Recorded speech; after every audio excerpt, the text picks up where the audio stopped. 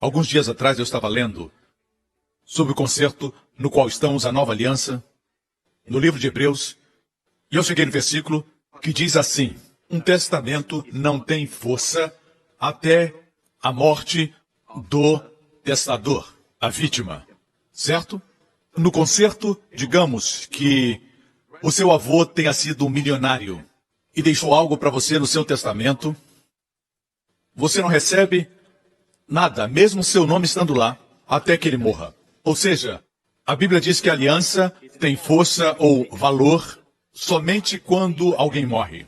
Sempre que participa da ceia do Senhor, a Bíblia diz que você proclama a morte do Senhor. Na verdade, você está dizendo para os poderes e potestades: a aliança tem força na minha vida. Amém? Você declara para o céu que a aliança está em vigor na minha vida. Amém? A aliança de Deus inclui a cura, plenitude, prosperidade e bem-estar para a sua família. Glória a Deus. Eu quero continuar de onde paramos quando preguei algumas semanas atrás, em 2 Coríntios 5,17. Vamos ver esse texto agora.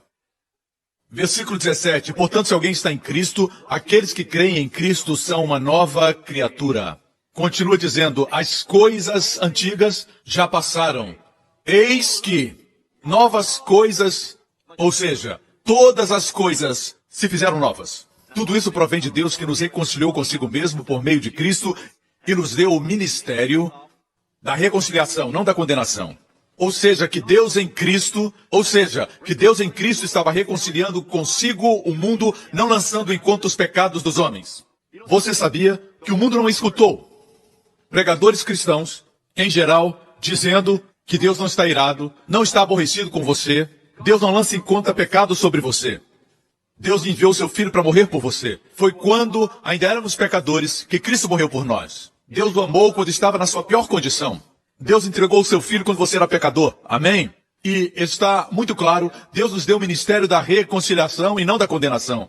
E a palavra diz que Deus não lança em conta os nossos pecados. Deus não está contando os nossos pecados. Os seus parentes talvez não sejam salvos, os que não creem em Cristo, os que não conhecem o maravilhoso Evangelho, as boas novas celestiais, aqueles que não acreditam não são salvos. Mas Deus não lhes imputa pecado.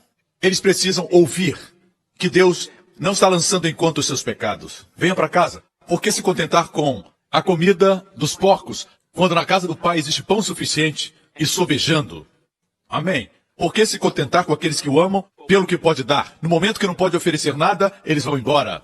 Amém. Volte para a casa do Pai, onde seu amor é incondicional. Ele vai abraçar você mesmo que você ainda cheire como os porcos. Ele vai entregar a você todas as suas bênçãos, porque o seu amor por você é incondicional. Nada pode fazer Deus amá-lo mais e nada pode fazer Deus amá-lo menos. Deus o ama incondicionalmente. Aleluia. Amém? Amém. Glória a Deus. E a palavra que temos para o mundo é esta: Deus não está contando seus pecados contra você. Amém? Raramente escutamos isso. Mas está na Bíblia. Deus não está lançando em conta os pecados dos homens e nos confiou a palavra da reconciliação. Verso 20. Portanto, somos embaixadores de Cristo, como se Deus estivesse apelando por nós. Por amor de Cristo, lhes suplicamos: reconciliem-se com Deus. Amém? Deus não está com raiva de você porque está com raiva de Deus. Deus não tem nada contra você porque você é contra Deus. Volte para casa. O Pai está esperando por você. Glória a Jesus. Não importam quais são suas falhas. Ele continua querendo dar a você muitas coisas. Quer derramar muitas bênçãos. Ele anseia por derramar seu amor sobre você. Amém? Deus ama vocês, irmãos. Por isso temos que dizer para o mundo: a boa notícia é que Deus não imputa pecados em você. A morte do seu filho é uma declaração de que Deus ama você. No lugar de punir seus pecados, Ele pegou seus pecados e os colocou sobre Cristo. E Deus puniu o seu filho no seu lugar, para que Deus não puna você por seus pecados. O pecado não pode ser punido duas vezes. É a lei da dupla punição. Nenhum crime pode ser julgado duas vezes segundo a lei. Amém? Glória a Deus. Amém? Você é advogado, né? Percebi o advogado concordando. Estamos em boas mãos. Aleluia. Agora, o versículo seguinte diz algo muito poderoso que aconteceu quando Jesus morreu no nosso lugar. Deus tornou pecado por nós aquele que não tinha pecado. Jesus não tinha pecado. Pedro falou que ele não cometeu o pecado. João disse nas suas epístolas que nele não havia pecado. Ele não conhecia o pecado, não cometeu o pecado e nele não havia pecado. Mas a Bíblia diz que aquele que não tinha pecado se tornou pecado por nós ali na cruz, para que nós nos tornássemos justiça de Deus. Veja, algumas semanas atrás, Deus começou a falar comigo, compartilhei com os pastores, que chegou o momento e todos os anos eu gosto de dar um curso para que você entenda mais a respeito da nova aliança e da justiça. Amém?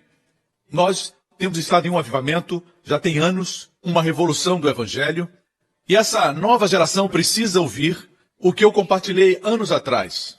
Amém? E Deus adiciona sempre algo novo para nós. Amém? Está pronto para esse curso especial?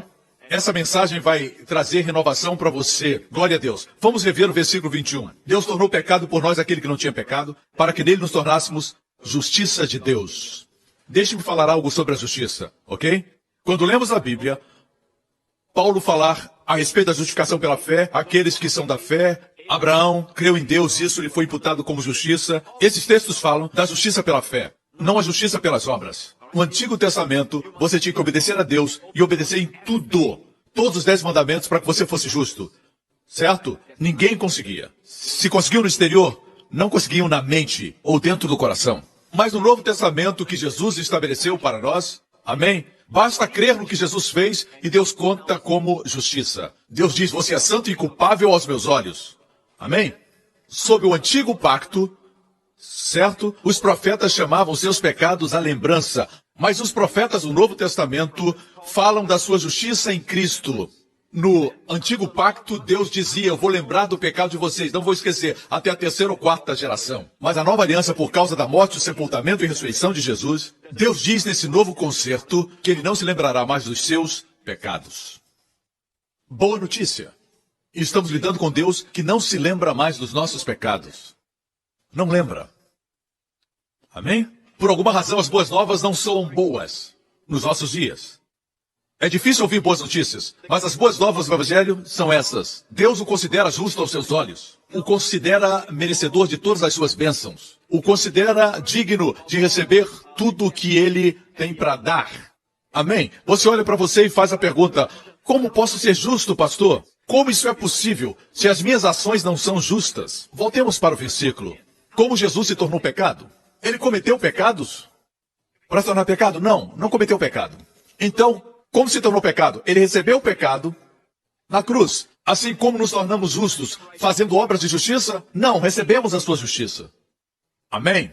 Quando Jesus recebeu nossos pecados, ele foi amaldiçoado? Sim.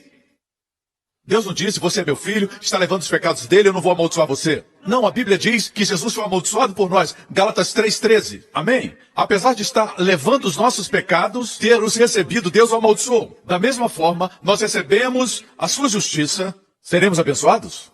Deus não diz, essa é a justiça do meu filho, eu não vou abençoar você. Não, Deus vai tratar você como se você fosse merecedor. Como Cristo foi amaldiçoado, eu serei abençoado. Você é abençoado. Amém? Cremos que na cruz ocorreu uma divina e gloriosa troca. Uma vez que você é justo diante de Deus, e essa justiça que você tem é uma dádiva, não uma recompensa. E a Bíblia diz em Romanos 5,17 que se receber o dom da justiça, reinará em vida. Sobre o pecado, sobre a pobreza, sobre a doença e a morte. Em vida. Reinará em vida. Será cheio de vida e reinará em vida.